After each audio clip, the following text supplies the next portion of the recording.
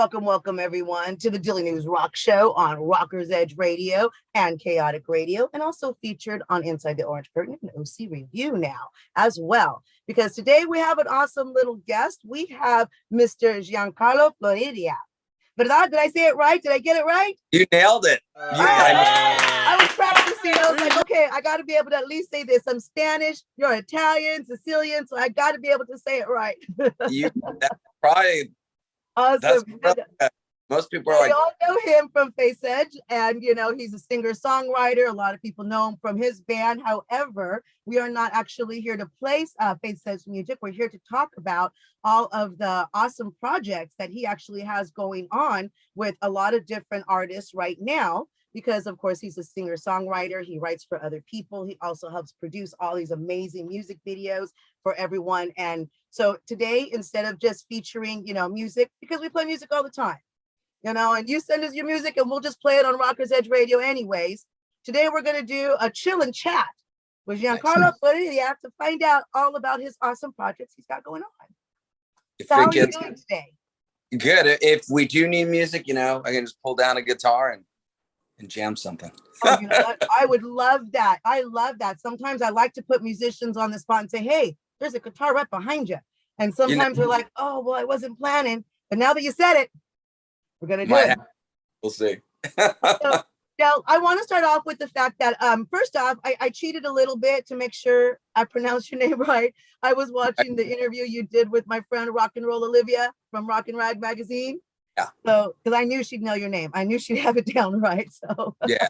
But I saw now to start off, I saw recently that you played there at the pre-NAMM red carpet event at the Anaheim Garden Walk that Rock and Roll Olivia and songwriters Gold Record Ronnie Lee put together. I know there's other people that put it together, but I know they have the main people that did that, and there was a lot of artists out there, and you were out there also playing and jamming out, and then after that you appeared at NAMM and signed for a lot of people. So let's start with like the most recent things like that and start going into those projects. Tell us about all of that. Yeah, it sounds great. So yeah, NAMM was a couple weeks ago now.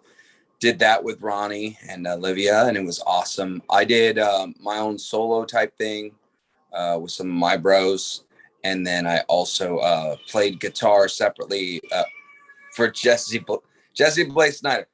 We're gonna clarify right now, that noise in the background is my Italian rocker cat Fabiola. She's a and there she is. Hello, Fabiola.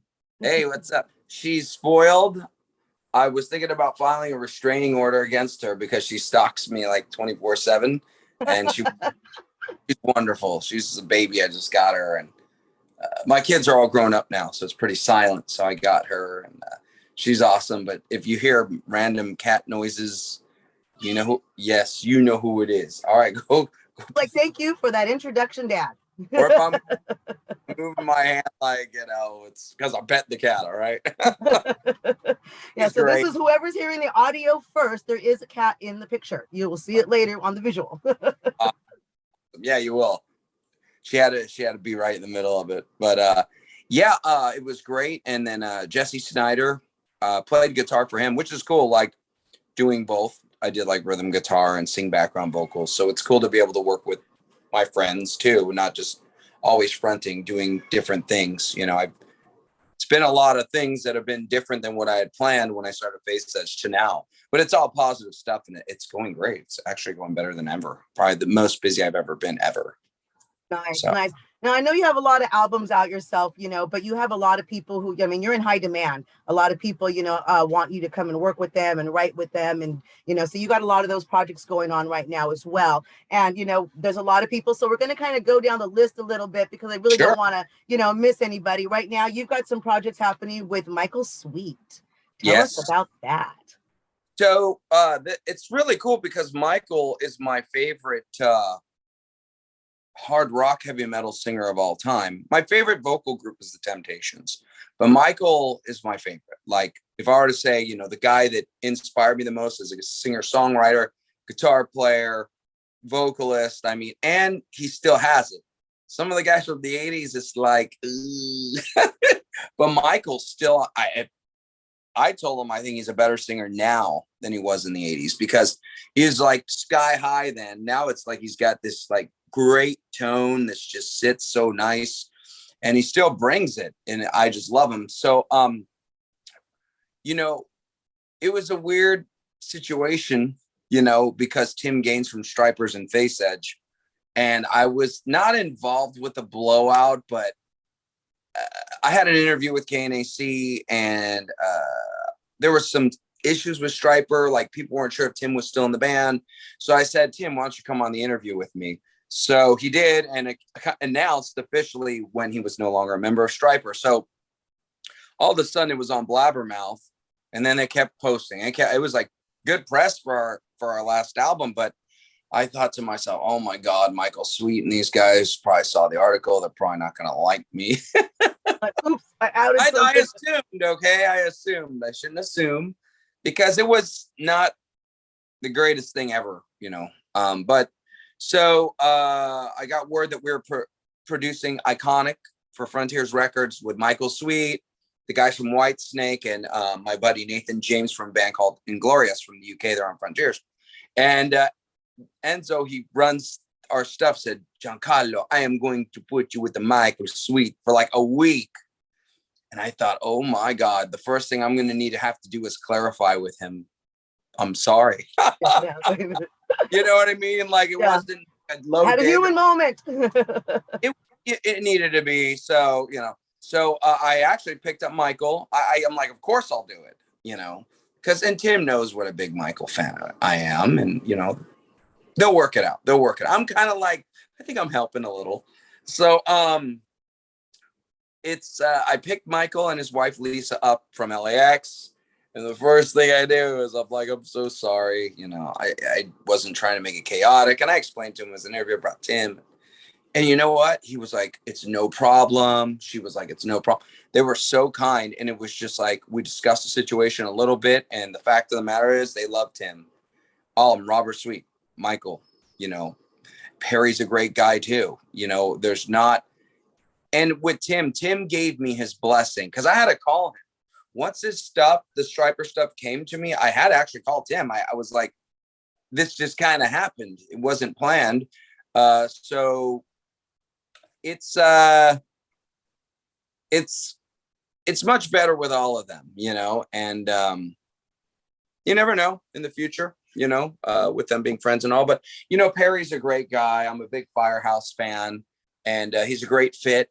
And they're just all great guys. If I had to pick one band of people I've worked with, the Striper guys are just like very kind, easy to work with. No eating guitar picks, baby. No. In here. My own. Oh. They put her nose in there. So it's just interesting how that kind of came together. And I think the guys now are more it's all right.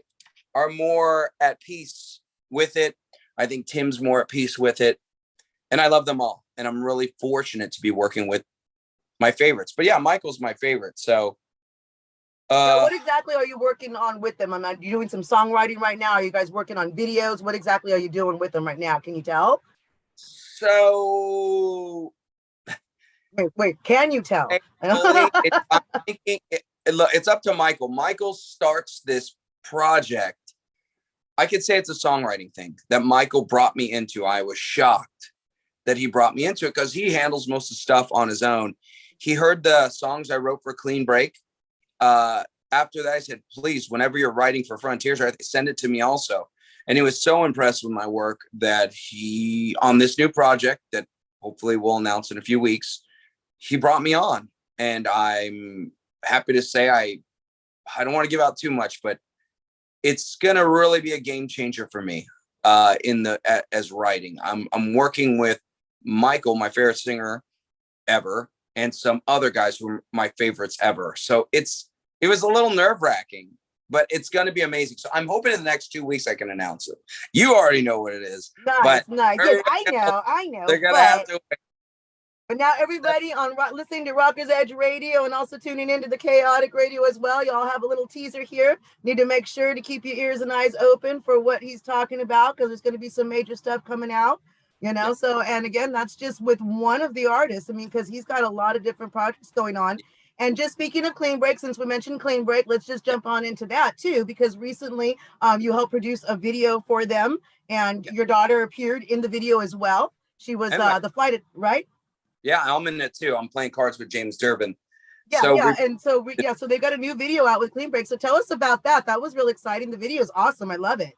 It came out really cool. Coming Home is a great song.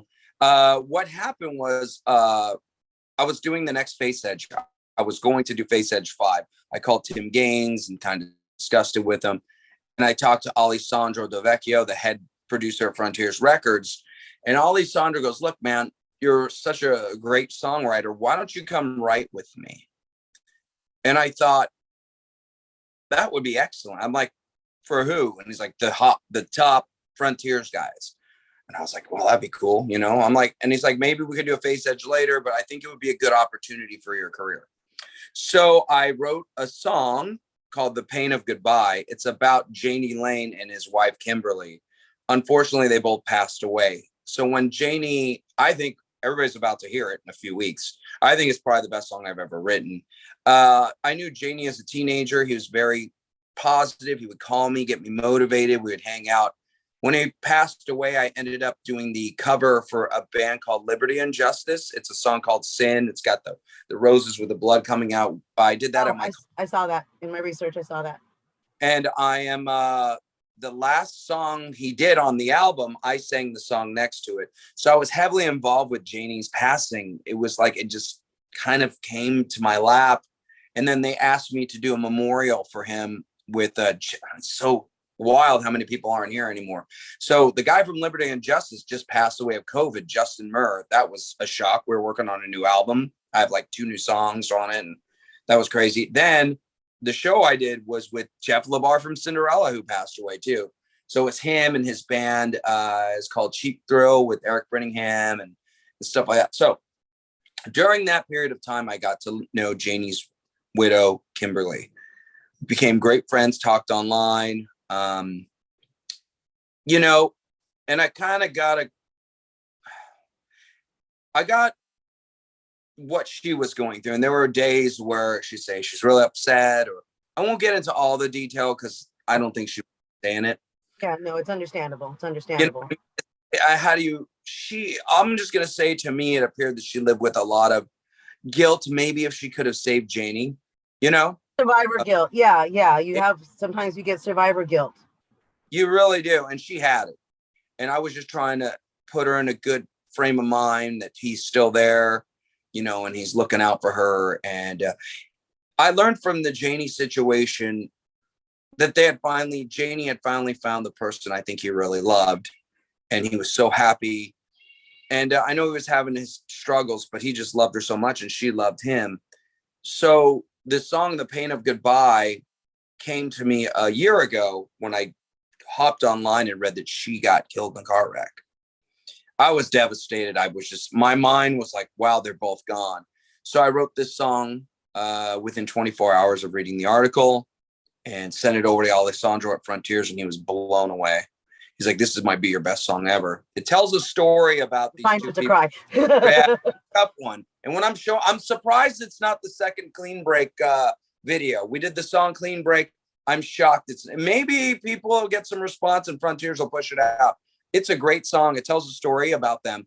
And we could have made a great video for it, but we'll see in time what happens. But it's my view of Kim and Janie finding another and then seeing them gone, and how my mind processed the whole story and how I miss them. The pain of goodbye. Yeah. It would be great if they were still here today. So, and in my heart, I feel good that I'm keeping Janie and Kim alive through this song, through such major release, you know, with, well, yeah, you're immortalizing them. You're immortalizing their story. It's like the Romeo and Juliet.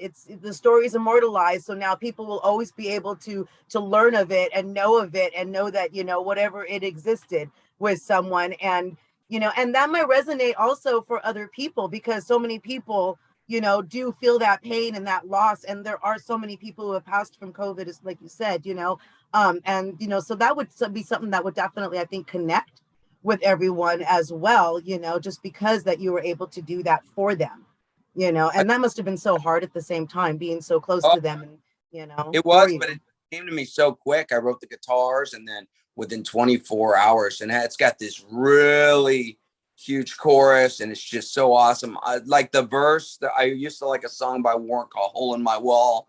The hole in my wall. See, we just did some music, and Right. I kind of like that in the verse where I changed up slightly, but I kind of gave him an ode, like to the verse. It like bounces differently. There's some prog stuff in it, but I kind of tip my hat to him on it too. It's got a big like Def Leppard chorus. Oh man, you'll hear it. Clean Break is released on the 6th of next month. So there's that song, and then I wrote a song called No Other Heart. It's actually going to be the closing song for the album. Oh, And okay. me and somebody who I was living off and on for 4 years, and it just wasn't working. And this song is pretty intense. I mean, they're closing the album with it. The funniest part about that song to me is when I wrote the song, I was unaware of who was going to be playing on it. The idea was to deliver a great melodic rock song to Frontiers Records that everybody would enjoy from that era. So I ripped off "In God We Trust" by Stryper. Remember the beat? Yes. In God we. I love Stryper. Yes, I love them. I saw them a couple times at concert. Yeah, Oh my God. I'm a Stryper fan. I know. I work with Sean Nichols. He does all my demos for me. He was in Quiet Riot and Westville Massacre. So I went into Sean's studio because Pain of Goodbye was already accepted, but I didn't know who was going to be on it yet. He was like, this is amazing. It's going to be a great song. So I did this follow-up song, No Other Heart, and I went into the studio. It's kind of crazy, some of the stuff that's been happening to me. I said, Sean, we're going to base the song off the drum beat of In God We Trust by Stryper. Like I literally modeled the song after the drum beat and wrote the song. Ollie was floored. It made it. And he goes, oh, and by the way, it's going to be James Turbin, Mike Flynn from Riot, Perry Richardson from Firehouse, and Robert Sweet on the drums. Oh my God, nice. What a surprise. About scary. Some of this stuff is like real. So I told Robert that in the car because I ended up producing the videos on it. You'll see we have a third video coming out. You'll see me in it a bunch, like behind the scenes working with the guys and with my daughter in it again. And I mean, really think about the wildness of that. Here I am working on this goal. And out of any drummer in the world that I modeled it after, not having one clue, and it was Robert Sweet, and then Robert Sweet ended up playing on it. To me, that stuff kind of not scares me, but it's like it shows me maybe that the universe is talking to me, like to follow instinct. I was about to say it was meant to be. It was meant to happen that way then. And then once we got in the car from LAX, we talked, me and Michael Sweet, and he goes, I keep hearing how good this Clean Break is. I want to hear it. And I'm thinking, I have both songs. I go, well, I have both songs. And Michael Lisa are like, well, show us the song. Oh my goodness, she's about to drop something. No. Oh, no. And so here I am sitting in my car in LAX. Michael Sweet, your favorite singer-songwriter, is telling you he wants to hear your stuff. I told him no. What? I'm like, no. Ain't gonna happen. He's like, come on, bro. I'm like, I am too nervous. Could we wait? And Lisa Sweet goes, come on, Gian, we heard it's so good. And I'm like, at that moment, it's like my heart stopped. It's like a weird dream. And I showed him the songs and I said, here's the second one. I ripped off In God We Trust. I'm sorry. Hey, you were honest. You said it right up front before anybody said, that beat sounds familiar. Not the guitar, but like the drum beat, I think it's good when you're writing to know what you're going with because a lot of people are in denial. We're all inspired by something. So for me to be like, I am the grand master of originality. No, I'm going with something I enjoyed as a kid and I'm trying to bring it back. So right, you just put your own spin on it. That way. You don't get a lawsuit because you can change it. Yeah. A lot of people go, and you go, dude, that's that song. At least I was able to take In God We Trust and do a different vibe with it. Like you wouldn't know by the chords. It's totally different, but just the drum beat. So what? You know how many drum beats? Listen, No Doubt and Michael Jackson. It's like the same song. You don't get a lawsuit. So Michael's like, you did a fantastic job. I can hear the vibe, but you didn't rip us off. I'm like, oh, whew. So that developed into Michael's and I's relationship. And I'm as you can see, I'm on cloud nine about this right now. This is great. And I'm actually getting paid. That's the like, best you usually part, have to right? go, Getting paid for your work, man. yeah, You work your ass publishing. off for this, and that recognition, and finally getting, that recognition and everything, and for your amazing talent that, I mean, you're being blown away by your icons saying, hey, I want to hear your music. I want you to come on my project here. I mean, Wait, how like floor that must be flooring you. I mean, I would have been like, I can't believe you said no. That's why I was like, it, what? it, oh my goodness. I mean, talk about nerves. I mean, this new one that Michael should be hopefully talking about in a couple weeks, maybe even next week, because he's recording next week.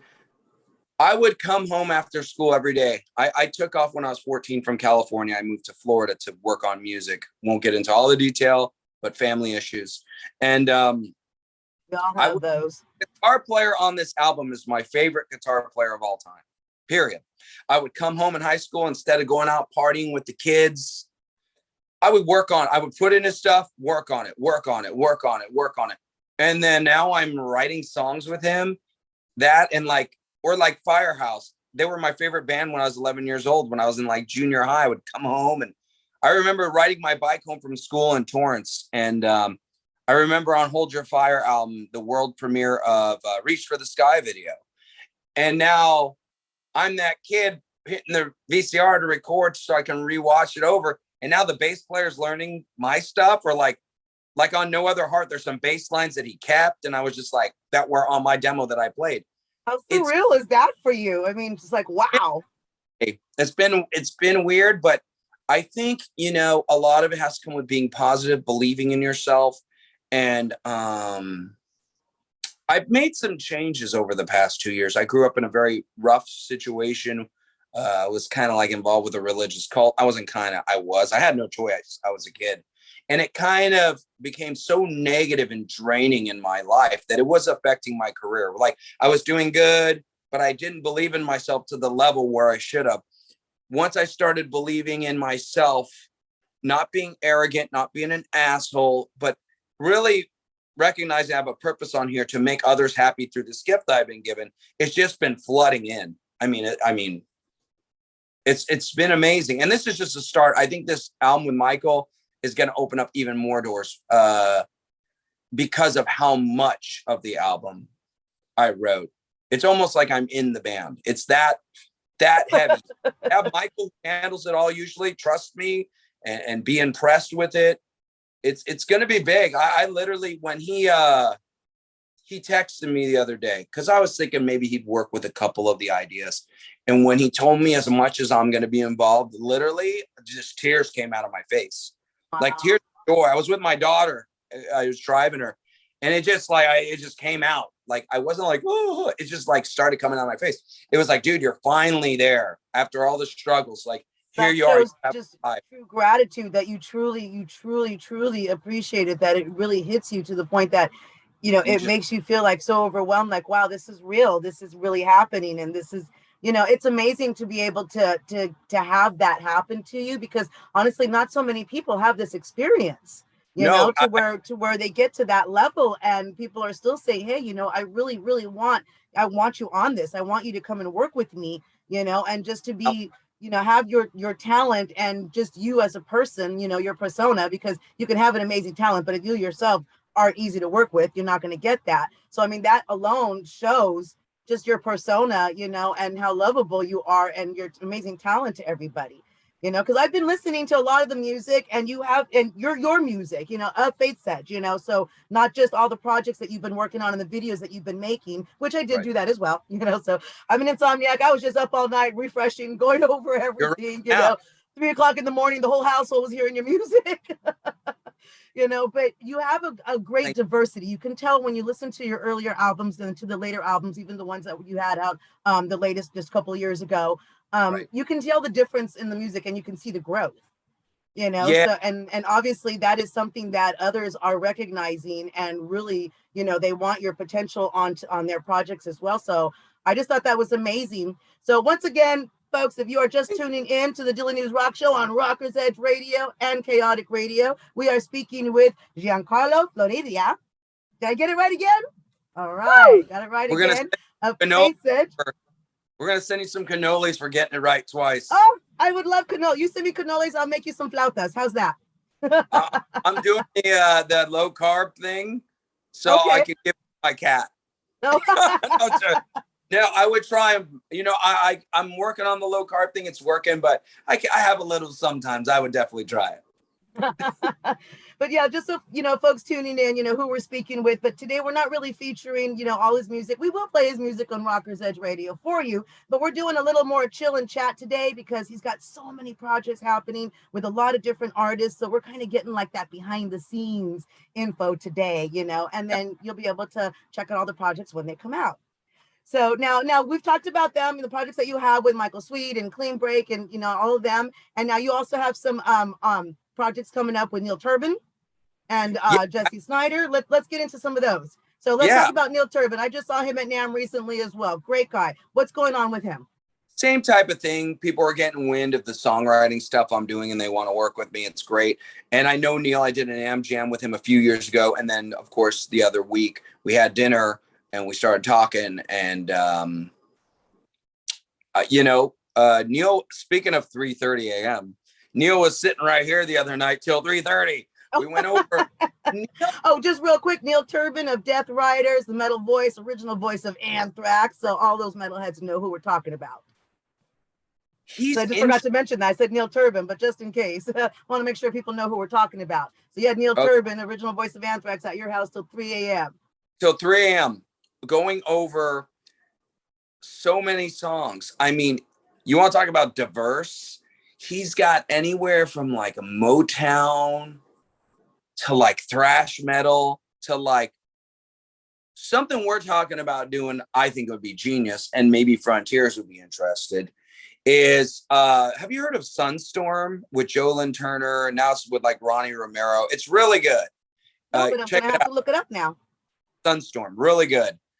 It's like a Deep Purple, White Snake melodic rock vibe. And he has some stuff that I think is hot. I was like, oh man, we should work on this type of stuff. And then he's got other stuff and he's got like acoustic stuff.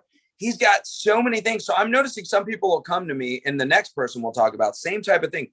They're so creative. And I'm not like one of these guys in LA that goes, oh, I got to keep my spot. The more people I can work with that are talented, I don't envy. I like want to work with them. Yeah. And Neil, he's got so many things. So my job in these situations is like, let's break down what might be the best idea. Let's listen to the songs and get out wonderful songs that your fans are going to enjoy. And Neil's got like 5 Poland. So him and I are figuring it out. It's all impressive. So it's going to be hard to pick. But I'll definitely be working with him in the future. I mean, he's a great guy. He's like double my height. So that's great. Oh, I know. I feel so tiny. I'm already short. So when I was standing next to him, we spent the day at the Amigo Guitar Show, hanging out and stuff. We'll have a future thing with him later on. But yeah, I felt so tiny next to him. Me too. And then he wears that big, tall black hat too, that adds extra height. If music, never doesn't work out, he can go over a WWE or something, man. He looks like he great. Towers over you. Got a lot of charisma, which is an important part of this business. Charisma is very important. Yeah. Just it. And then his voice. I'm looking forward to the projects that you have with him because I just love his voice as well. He's got the most amazing diversity voice. It's just like that's why he's from Anthrax, and he's got the voice and Death Riders and all of that. Yeah. So I'm looking forward to that. I think that would be fantastic. Projects that you have going on. Working with somebody that's in one of the biggest metal bands of all time, having a humble attitude. Like when he came over here, he said, what do you think about this and that? And I told him the truth, just like Michael Sweet. I told him the truth. And he listened. I thought he was going to be like, what? Cool about it. And I'm like, what about this? What about that? He's like, I was kind of thinking that too. So I think me working with Neil is actually going to help some of the things, and I think he's looking for people that are solid and can get shit done. And I'm the guy that can get shit done. And the honesty too. And you got to be honest about the projects and everything. And you've got that honesty too, to tell them, well, this is what I think of it. Because we had a little private conversation earlier before on the phone when you're talking about, it's like, man, I can't believe I'm over here saying, no, don't do this or don't do that. When these are people that you've looked up to. And now you're on that end where they're looking up to you and asking, your professional opinion on this. I think that's fantastic. It's pretty wild. And especially Michael, it's like with the new thing I'm doing, there's been previous albums. I'll leave it at that. And I told him, I don't like this part or that song as much or this or that. And he kind of looked at me and he knows. I'm like, let's take it back to this, or let's, I sent him a text the other day and I'm like, remember this, remember that. And he's like, bro, you're getting me so pumped up. Let's do it. Now he's ready. It's like, let's do it. So maybe because I'm a fan also, I could see it from the fans' perspective, or I pay attention. Stryper did that once. I think it was, they put out Reborn, which was a great record, but I think there was like a lot of guitar solos missing and screams missing. And Michael pays attention to that. And then all the albums since have been like total legit Stryper albums. He's smart. I like that about Michael, that he knows to keep the stuff for the fans. Sometimes right. We tend to, you don't want to swing too far out. People literally like FAITHSEDGE. First album, well received. Second album, I wanted to do some concept thing and all this, and the album just wasn't as well as received. People liked it. It just, I didn't feel that energy from the first album. So third album, I brought it back, and fourth album even more. And it just was, so now I just stick with, it's so Italian to me, but when you want a pizza, you want a pizza. Most people don't want pizza with sushi rolls on it. Just keep it, right. That's just how I look at songwriting. So yeah, right. It's sometimes that original recipe is just right. Right. Mwah. Right, exactly. Mwah. And now, of course, let's get into some of the other poems that you have also with LA Guns. Tell us what you were doing with LA Guns as well. Yeah, I just did the new videos for them. And my lovely, beautiful daughter, Faith Floridia, is the head actress in Get Along, the ballad that's been doing really well. The story behind that, and maybe this comes back to what we're talking about, believing in yourself. I was given the songs, the two singles, which was Cannonball, which were produced. And I told Enzo, I'm like, dude, this is just about pirates, like for real. Like it's about pirates. Same with Frontier stuff. Like I'll tell them, like Giant, I did Giant. I wrote the script for that too. There was another song I just didn't know. So Never Die Young, I felt it, wrote the script, and now it's history. It's online. But with LA Guns, Cannonball was always high energy, had a few ideas, but we gave that. Phil Lewis had some good concepts with the pirate outfit. I saw on Blabbermouth, people were like, whose idea was it to make him dress up like the pirate? These video guys. I'm like, dude, it's Phil Lewis. They're like, oh, never mind. Cool.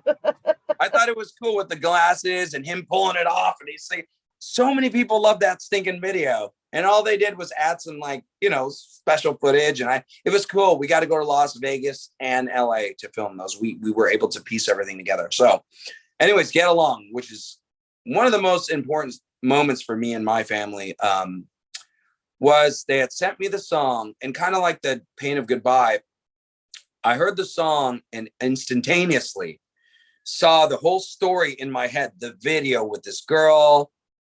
I remember the 80s when they used to wear the jackets more with the band logos. And I had that. Right? Yeah, I had a big old huge Guns N' Roses on mine. I have a winger jacket. It's dope. And so I wrote the whole storyline, okay? Everything from start to finish, from hearing the song that night. And unfortunately, something in my head said, this is stupid. Nobody's going to like it. See, negativity. Don't do it. Anybody that's listening, don't play that. Like, what? Don't play the game. And I said, I'm going to send it anyways to everybody. And everybody loved it. And then everybody was talking about Faith. She's very charismatic. Why don't you get her? And the father in the video, I wasn't going to be the dad. I've been in a few of the videos, like doing acting parts. Robin McCulley, I was in that as a homeless guy. Terry Lou's Land of Gypsies, I was the mob car driver. In the End Machine, I'm the dead guy on the ground and one of the cult members. I've done some acting for the videos too. You're a homeless one, and I remember I was looking through that. You're a homeless guy, and another one. I was a good-looking homeless guy. I cut my hair since then, but I picked that outfit out myself. And that street is real. We didn't even have to throw clothes. That was in downtown LA. That's how bad it is. There you go. It looks fake. It's real. But and Robin McCulley was there. He was so supportive. He came for all the shoots, and Robin McCulley's down in the corner like, this is great. So, that was a great moment. And so LA Guns, geez, so many things have been happening. I just felt That's it why was I love this chill and chat, because it's all the behind the scenes stuff, you know, yeah, and I am that fan. And I know a lot of our listeners are those fans, that this type of information is what we crave, because it's not just about the music. It's you about the get it. people behind. I love all this behind the scenes stuff. You know, I think it's so cool, because I am that fan. You know, I'm not a musician, you know, I'm a writer, but it's totally different than songwriting, opposed to review writing and novel writing and things like that, you know. So all this behind the scenes stuff, I think is so cool, just to find out about what's going on and who you're working with. And this way, you know, I know a lot of people are like that with me too. Even other musicians tell me, you know, I was such a fan. And that's what got me into this in the first place, you know, Yeah, and knowing what their favorite artists or their, you know, whoever they looked up to, knowing what they went through, or their process of songwriting, or the ups and downs in the industries, all of that stuff, you know, really resonates with other people who are trying to do this as well. And it's like, you know, that meant a lot, because it kind of gave me a guideline of how to try to go about things. You know, even if it wasn't the same way, it's still that guideline, and it shows, you know, where you can succeed, as like you said, as long as you're positive and you have that determination. yeah, You know, yeah. so I think it's cool that we're finding out all this behind the scene projects going on with Giancarlo, and we are still we're not done yet. He's got some more projects with other people, so we've got some more things to find out behind the scenes. We were talking initially about the LA Gun video that he did, and him and his daughter were in it. A gorgeous girl. Oh my God, she's gorgeous. And happy birthday. She recently had a birthday. That's right. She's For her too. 25. So you'll get Oh, to see her in the videos, and you yes. know, probably in more future videos as well, you know, the way things are going. And yeah, so what now, so about that, you know, like kind of wrap up about, you know, that video, and then let's get into other projects that you have. Yeah, with the LA Guns thing, when I had written it and everybody liked it, I think it's one of our best videos still. That I like the Coming Home Clean break a lot too. That was just so much fun. How could you not like it? Us on the plane, and oh my God, it was so much fun. One of the comments was like, I saw somebody say, "I've never seen Robert Sweet so happy." We had that much fun. We had that much Awesome. Yeah. But with the LA Guns thing, it's a close tie for those two videos for me. And so we had to have, when I wrote the storyline, we were like, well, let's get Faith. And Faith was totally down. And we're saying, well, who's going to be her dad? And I'd already acted in like 3 videos or whatever it was, 2 videos. And we're like, Jesse Snyder. He could pull it off. Because I wasn't about to be like, yeah, oh, you this, you that. I mean, Jesse is great. You got somebody who would, right? I mean, Jesse, we were just like, oh my God. And we used him in the End Machine too. He's the runaway convict. He's he's the one running out and then finds me dead. And so Jesse's definitely the right guy. And you know, I tell people, I think I've said it before, where in the LA Guts video, you can see like my daughter legitimately, she looks concerned. Well, we know Jesse well. So I think she was actually concerned that he was acting like a nut job. We were all like, oh my God, it was an act, but we were just like, oh my God. I mean, Like, is he safe? there's a part he goes, rah, rah, rah. And I think he said something like, you're just like her. Like that, we were just like, oh man. Oh, we had a good time. Oh my God. Great memories. We filmed that also in, you know, same thing we did. Phil Lewis and Ace Von Johnson in Vegas. Had a cool time. I got to go out to Vegas. And we did Tracy, the drummer, and my brother, Johnny Martin, here in LA. So it was a great experience. The guys were wonderful. You know, Phil Lewis is funny. He'll make little comments on my page sometimes and just random stuff, and made some friends. You know, Johnny Martin is like one of our family members. Like, we go out to Universal Studios. Actually, when they get back from the LA Guns tour, we're going to do Disneyland. So, you know, we make friends. Fortunately, most of the guys we work with are cool. There's a few that I won't work with again. But in general, all the stuff I'm talking about, everybody's been a pleasure to work with. So, awesome. yeah. Really nice. Great. It was fun. Nice. And now, since you mentioned Jesse Snyder, for those of you that don't know, is Dee Snider's son. Dee Snider, of course, of Twisted Sister. So tell us about the projects that you have going on with him. You did mention before that you have something new coming up with him as well. Yeah, so Jesse was here yesterday. And, you know, Jesse's your house is the place to be, right? Everybody just come hang out. Let's just create walls of melodic music. Everybody, come on, we got guitars. We got microphones. We got studio. We're good. Let's record. It is the place to be. Jesse is another guy who's so creative, where he's got so much going on in his head. He does comic books.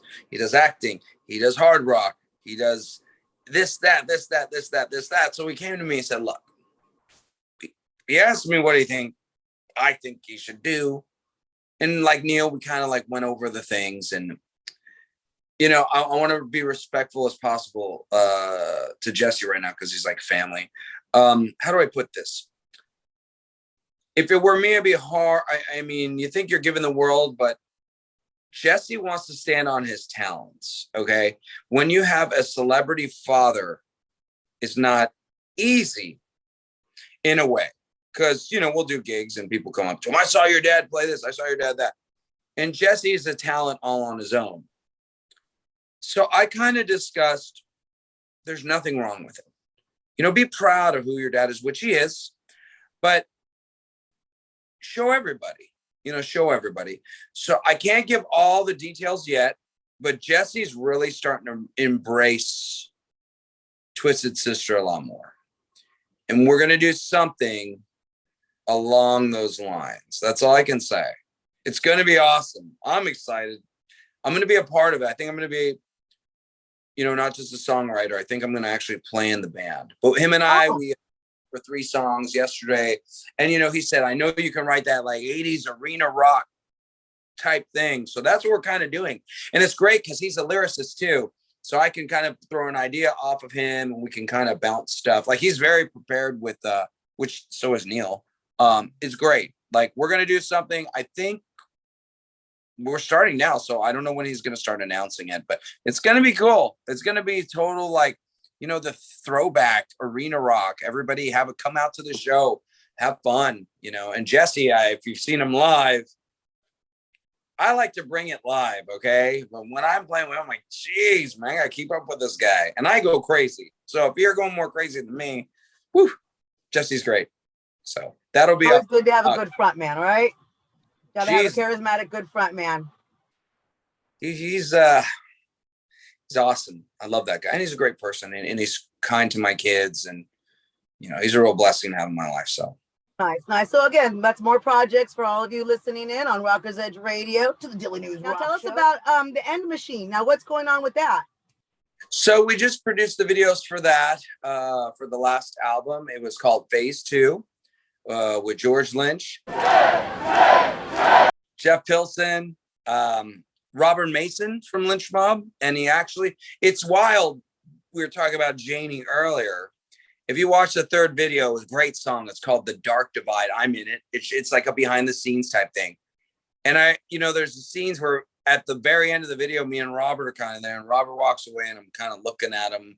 I don't know what we were talking about, but to be working with Janie Lane's replacement in Warrant is pretty interesting. Like, we did the videos, we did Blood and Money. Then we did Crack This Guy with Jesse Snyder and myself as a crazy cult dead guy. And Enzo was that was fun. It was freezing out that day because we shot the End Machine on a different day, the band parts. And then we went up mountains to, shoot Jesse escaping. And it was fun. We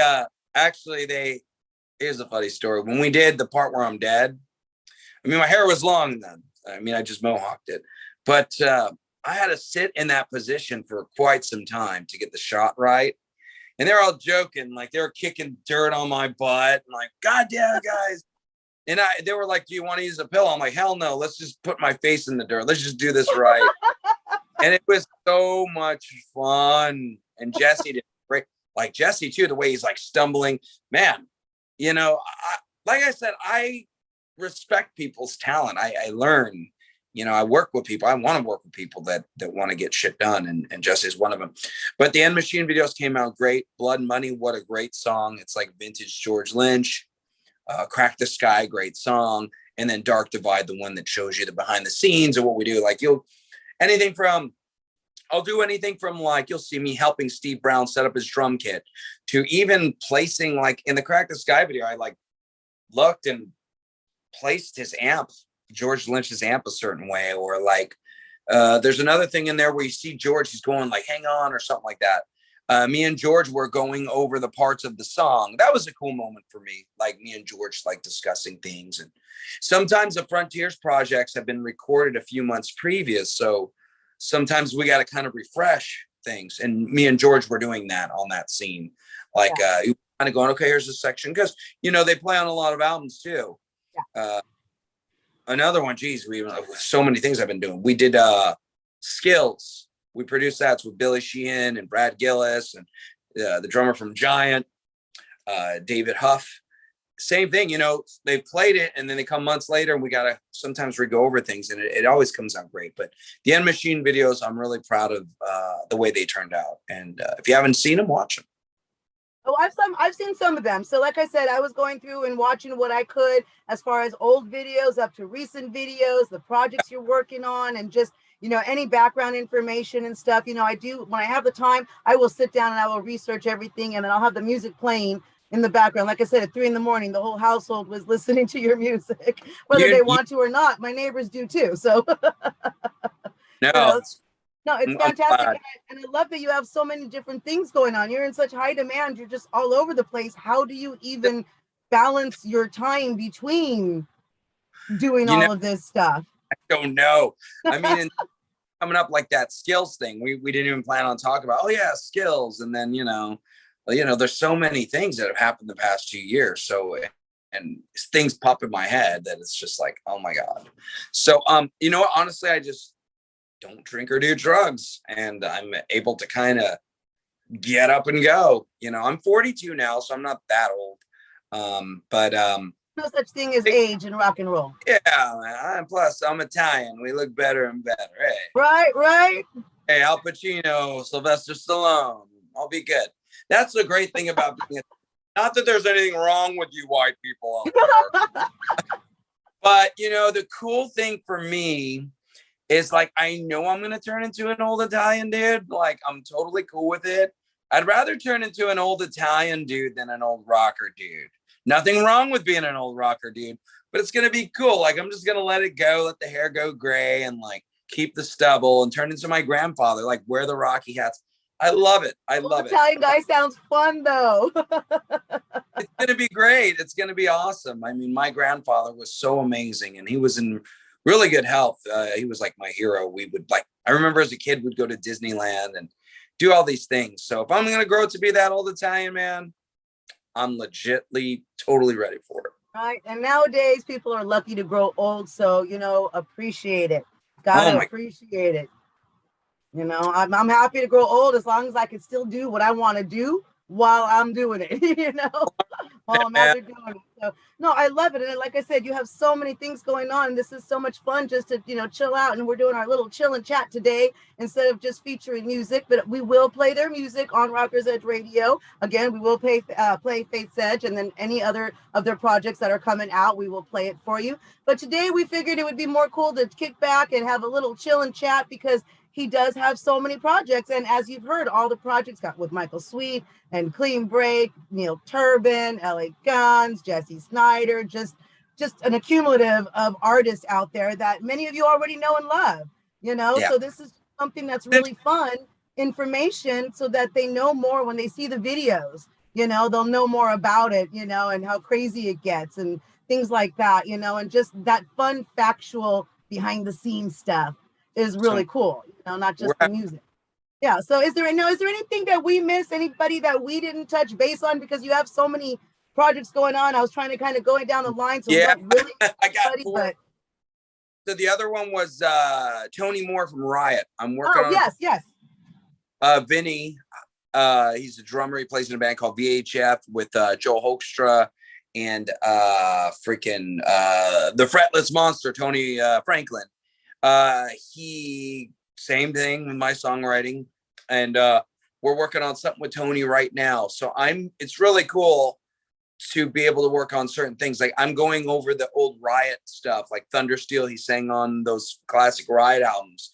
So like some of the guys are no longer with us, like Mark Rial had passed away, and it's kind of cool to be able to go through all those old Riot records, and I'm building songs that I think would be an up-to-date version of Riot, which Mike Flynn is in clean, Cool.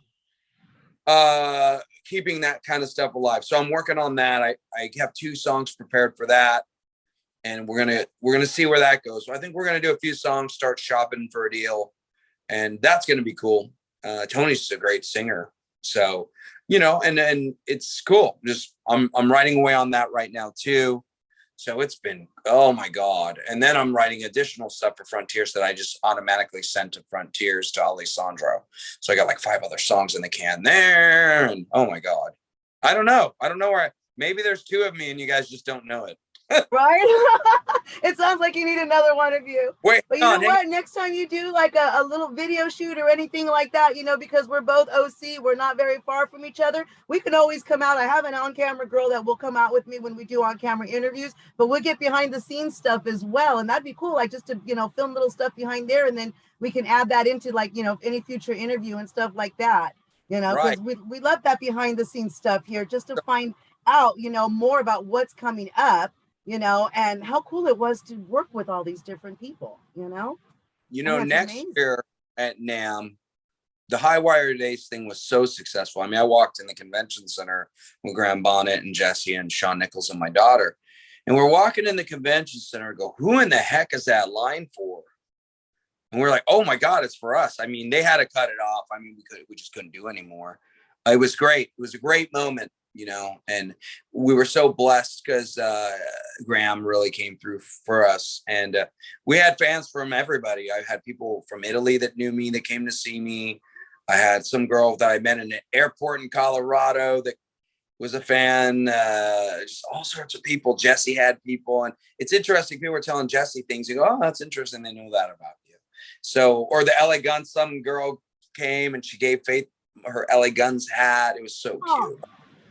And, so, and that's what that's about. NAMM is that's one of the things I love about NAMM is that, that you get artists and fans and you're mingling as one. You're not, you're all kind of on that same page and that same wavelength. And, music is something that anybody can converse about, and really connect to. And right. That's one of the things I love about NAMM, and I saw the little video that Rock and Roll Olivia, she had put up of a little video of your booth. And he's right. The line was like crazy long. I was like, wow. I felt literally like I was just like, we just couldn't do it anymore. I remember we were autographs and they would take a blowhorn and go boop, boop to people because they wanted to talk and the line was just too long. I mean, we had to end it. So it was great. It was special. And I think my daughter saw us. She's like, Dad, I've never seen anything like this. And I was like, believe in yourself. And it was kind of cool because I had set it up. It was just going to be me and this and that. And then I said, well, why don't we make I'm not delusional. I know it would have went well, but, I wanted to make it larger than life. And we did. We had Graham as a headliner. And so next year at NAMM, I'm already planning something again. I have a few things I'm thinking about at High Wire Days because Ken was so happy. So We'll see. Might be some live concert type thing at the booth where I bring in different singers and stuff. We'll see. We'll see. It's gonna rock show is gonna be there covering it, so you all know. Yeah, I heard it here. He said it here on our show. Well, you can play at his booth now. He discovered that this year, and I had mentioned it to him. Can I play acoustically? And he's like, I don't know how they're gonna feel about it. And then he had a few people come in and it worked. So my idea is maybe I can come in with the acoustic and have I'll do some stuff, have some special guests from Frontiers artists come in with me. Maybe if Michael's in town, we'll bring him down and ask Graham Bonnet to sing a few and guys like that. I can't get into some other stuff that might happen next year at NAMM that I'm going to be involved with Frontiers. So if guys are out here for it, maybe they can come jam with me.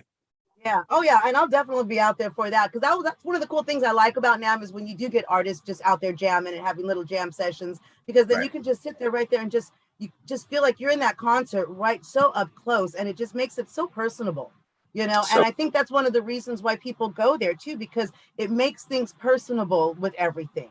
you Yeah. know, and to talk to some of your favorite artists and you just feel like so humbled by it. It's like, oh wow, they were so great to me, they were so cool, and you know, and it just gives that's a great experience. And I think on both ends, because you being that iconic musician, you know, you're so grateful for it. I, you know, being on the other side as a fan, I know how fans feel about that too. So it's Right. just amazing, you know, amazing you know, event to do. And I pray that, you know, Nam does come back again next year, because this year was fantastic. I loved it, you know. And speaking of acoustics, he mentioned, since he's got a guitar there, maybe he would be inclined to play a little something for us, and that would probably be the perfect intro. You ready to see some magic? I'm gonna I would float it. love to see some magic. Let's see here. Let me tune this, because if it's out of tune, I go crazy. So one of the great things about NAMM is looking at all the gear and all the stuff that you can't have.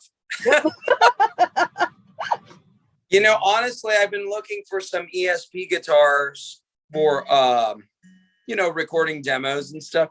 And they're really hard to find. A lot of guitars are like stuck on boats or something like that. Like, I don't know. Like a lot of the product you're having to wait for it. So that's a first. Okay, let's hear this. Can you hear that? Yes, I can hear it. What do you want me to? Okay. Anything. I'm down for anything you want to play. Do you like Kiss? Say Or again? no?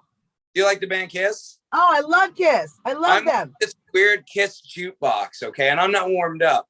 But like I usually will know any song by them, even if it's rare, or I can figure it out. It can be rare. Throw something at me. Any album. Beth. Oh God, of course you did that. If I hear you calling, but I can't come home right now. Me and the boys are playing, but we just can't find the sound. Just a few more hours, and I'll be right home to you.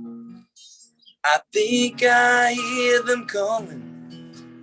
Beth, what can I do? I told you. I love it. Awesome. Awesome. Okay, what else you got? What else you got for me?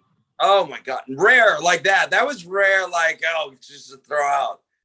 Especially, that was like the acoustic Kiss Meets the Phantom of the Park version for you. That wasn't like a sonic one. That was rare. You know, like, you know, music from the Elder. Give me something like that, you know.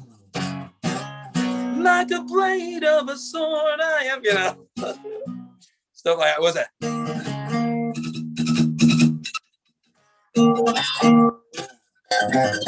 Something like that.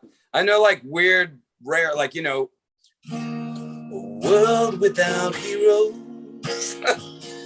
Like a world without sun. You can't look up to anyone without heroes. My son always, like, if I do an acoustic gig, I'll call out like, okay, name something from the 80s, a band you like. They'll be like Skid Row, you know, Slaughter, Winger. My son will be like, Kiss, music from the Elder. And I'm like, to bust my shit in front of everybody. So I start doing that. A world without heroes. And people are like, what the hell is that? And my son the other day looked up a thing and he said, Dad, did you know music from the Elder only sold like this much? And I felt so bad. I didn't know it was that bad. So I'm one of the proud owners of that album. Do I think it's great? I think it's good enough for me to learn a couple of the songs.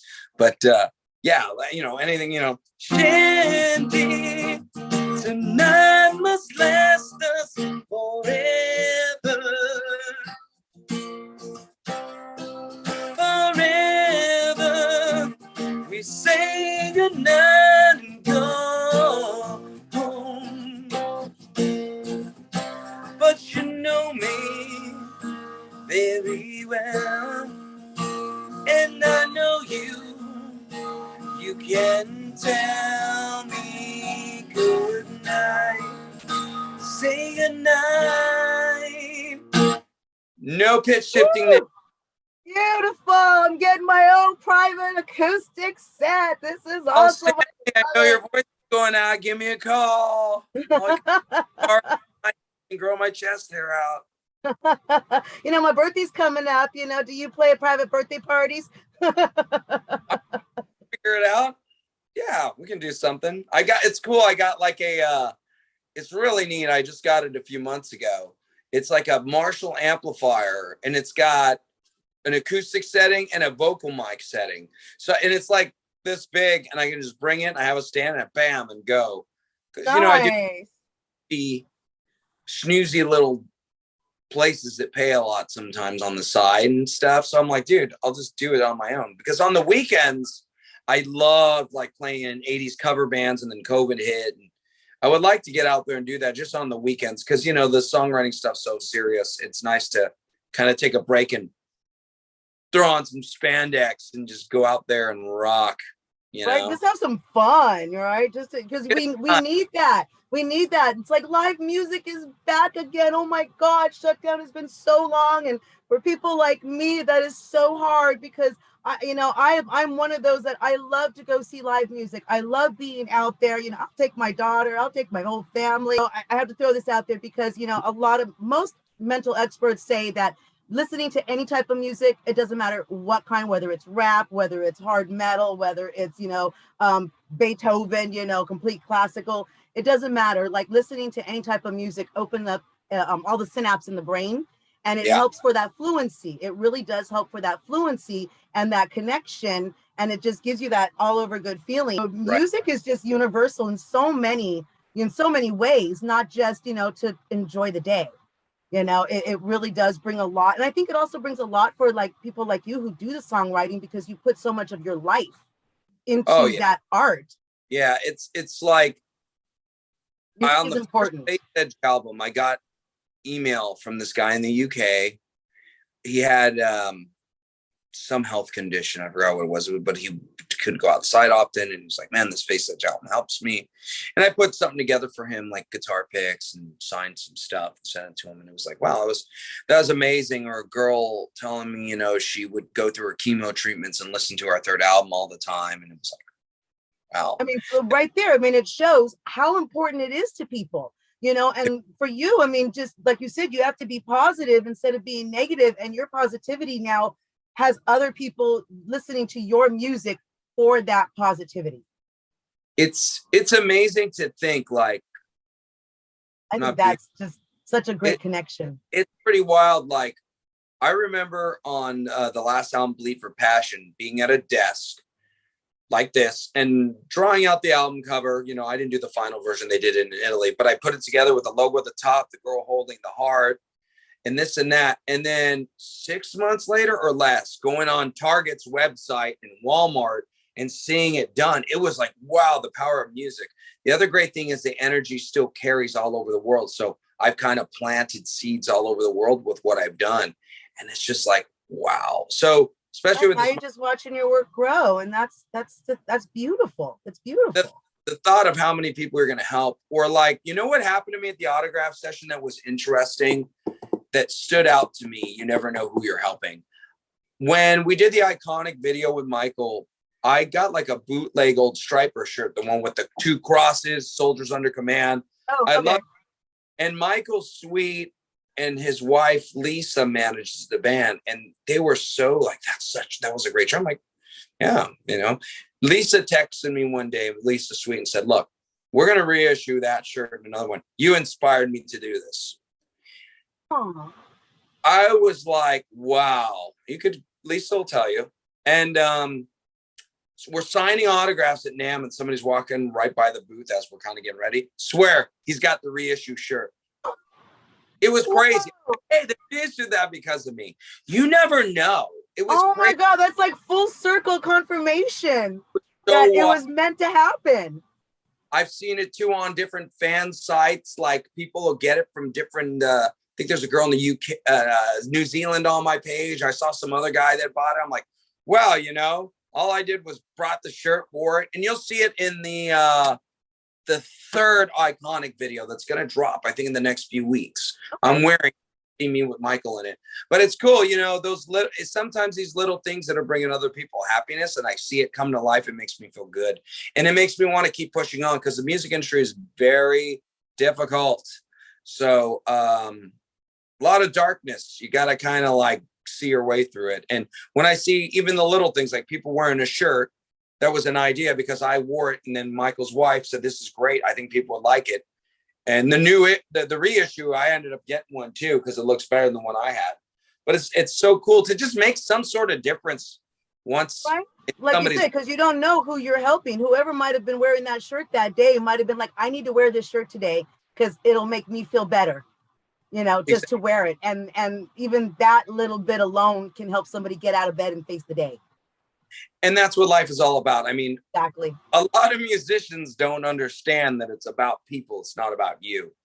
I mean, and like, you know, and that's a good thing I wanted to like maybe, you know, go into, because I like to ask, you know, artists, especially someone who's seen so much success, you know, and is really humble about your work. On top of that, you know, you really, you know, have that true appreciation for everything that's come, you know, to you. And because you have that hard work ethic.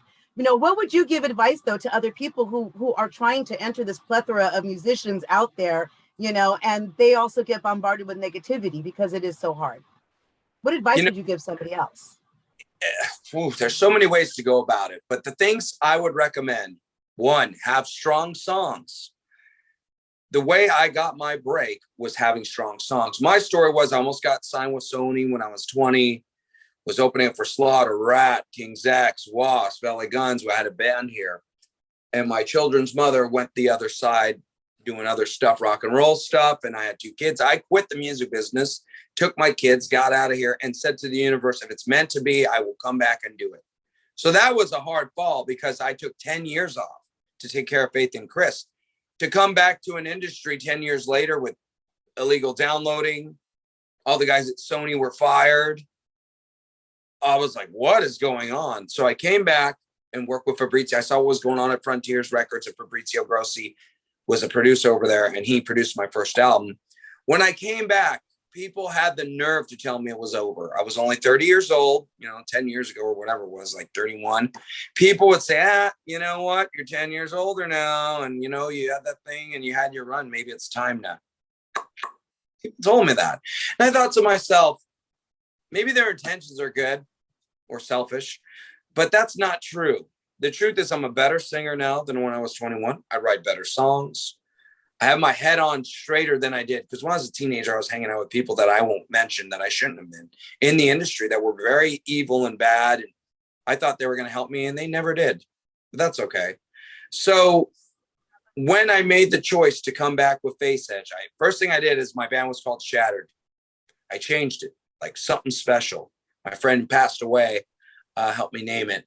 And all of a sudden, I finished the album. I made some sacrifices. You're going to have to sacrifice. You know, a lot of guys make it. Sometimes guys make it because they're just so persistent. They're so persistent. I know guys that might not be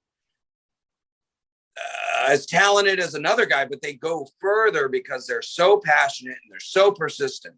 So, you know, push it and keep going. But the point is that I followed my inner voice, made sacrifices. For the first FAITHSEDGE album, I actually put the money together on my own, was going to college, was working at the college too.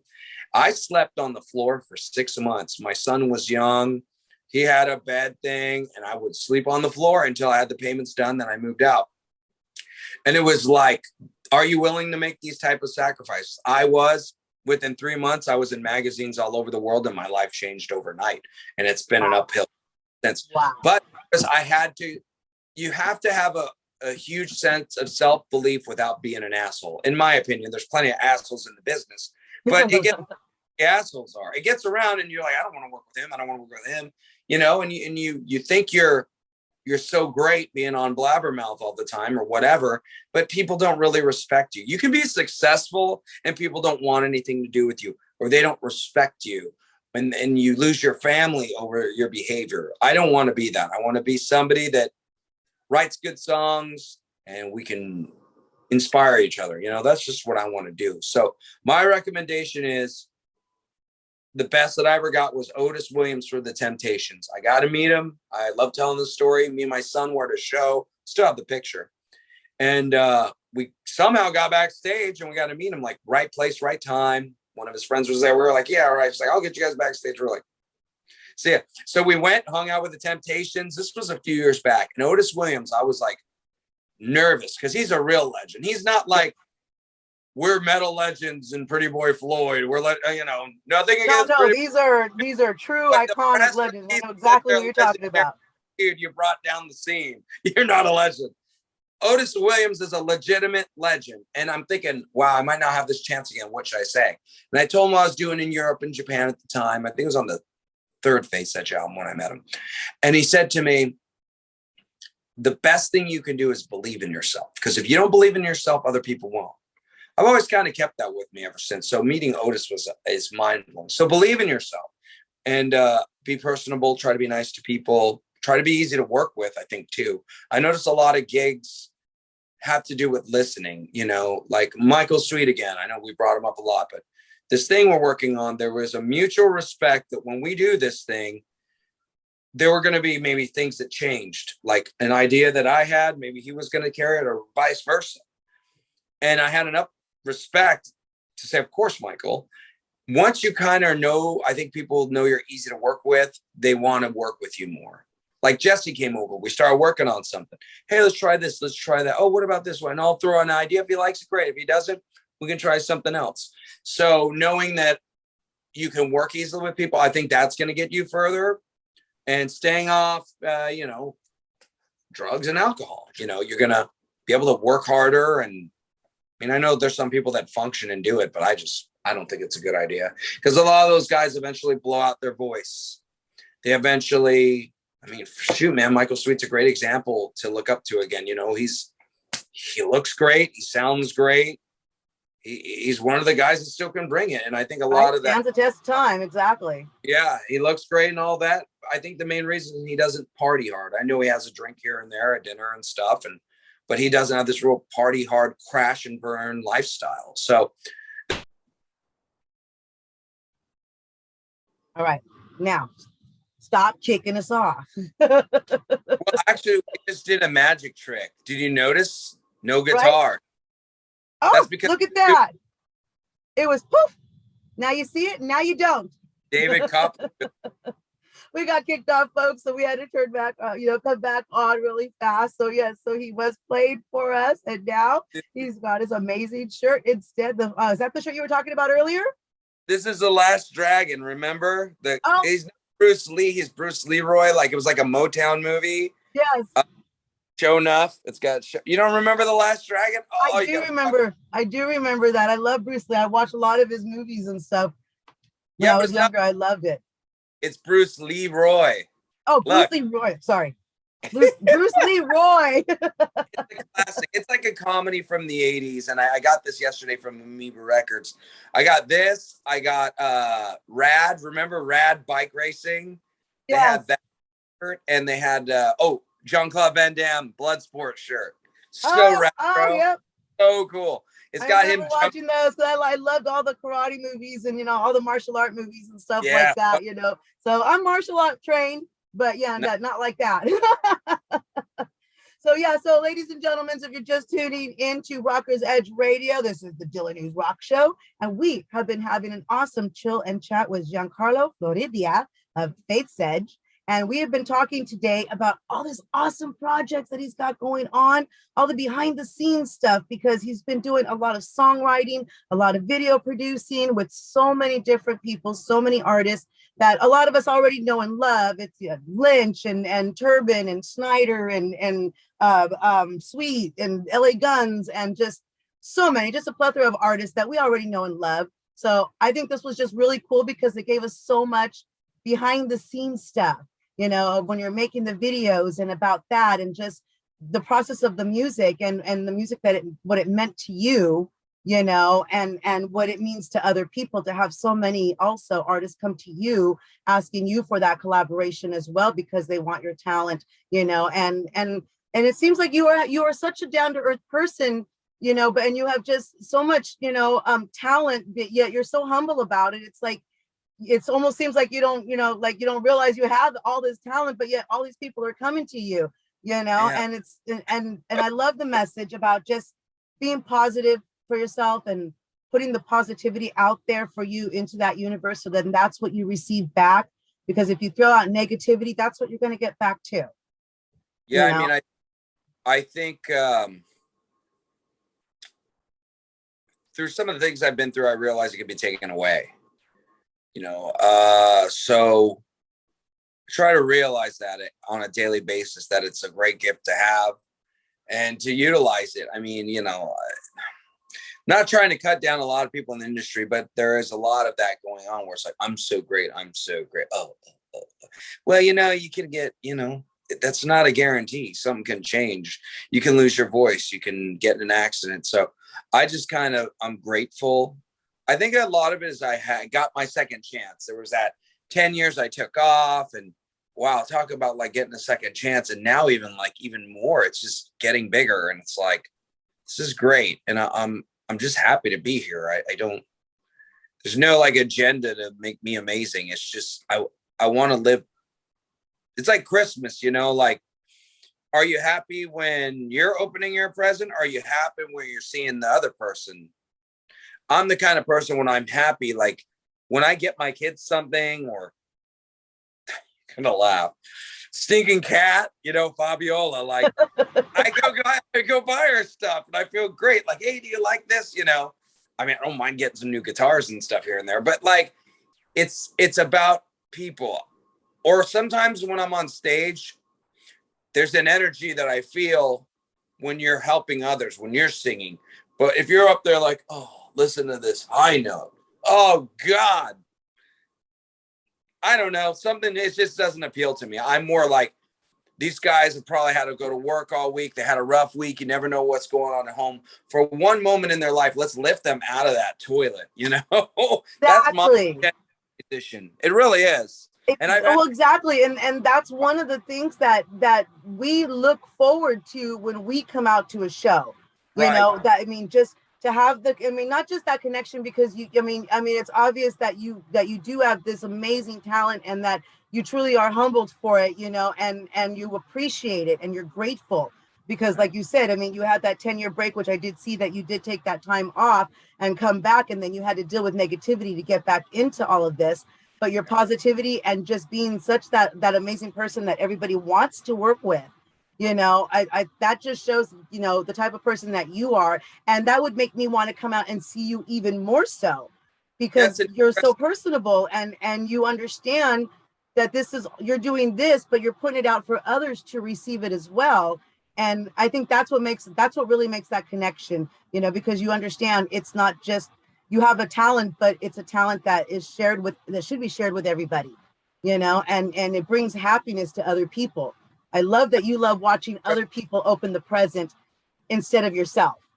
Yeah, and there's a lot of stuff that happened to me in the music industry when I was 20, 21 that's very interesting. There were some people in some very high profile bands that tried to make sure my music was never heard, that really tried to destroy my life.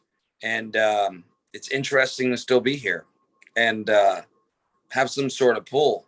And it's like, my story is one of never give up, no matter what. I don't care if your main guy you grew up listening to comes in and says, you ain't got no chance, or they try to do something or whatever, and you go for it anyways. That's my story. And I succeeded. And I'm happy every day. I'm just a happy person.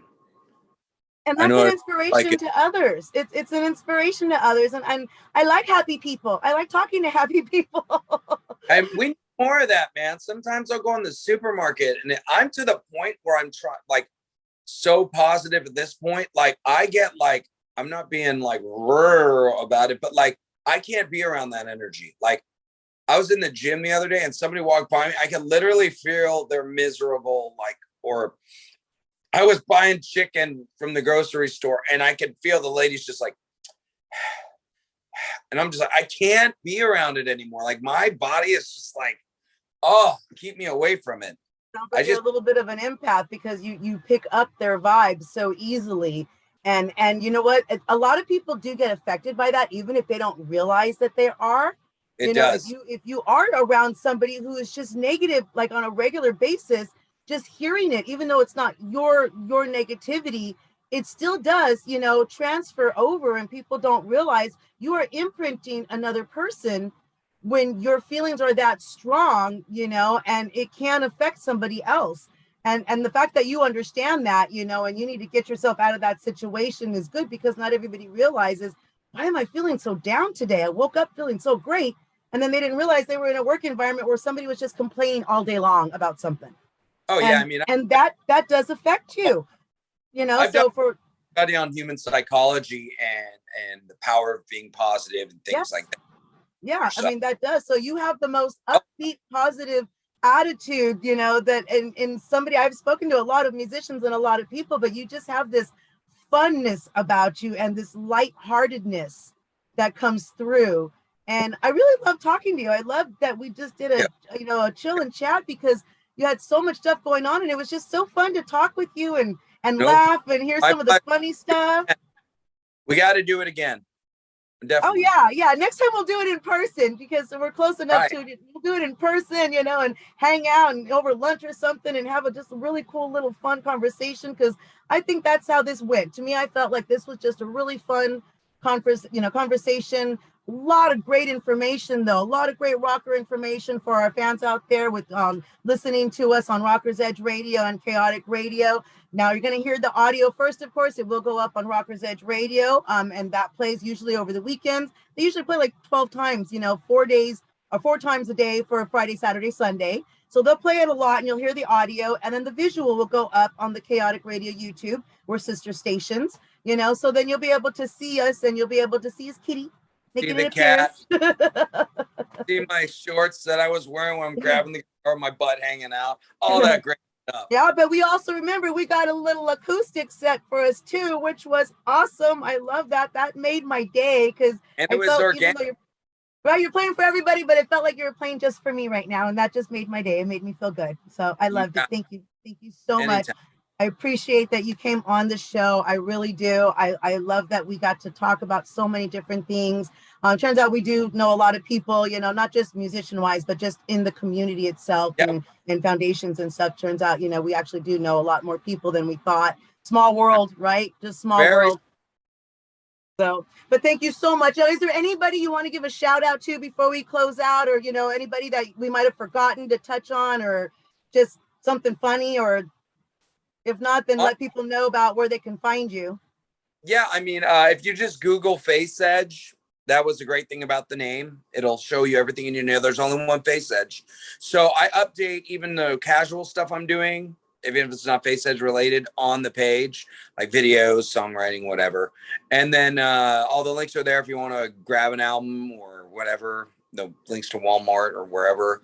And if you like Walmart and, and stuff like that, you can go to Target or whatever, that's on there, Amazon, whatever works for you makes me happy.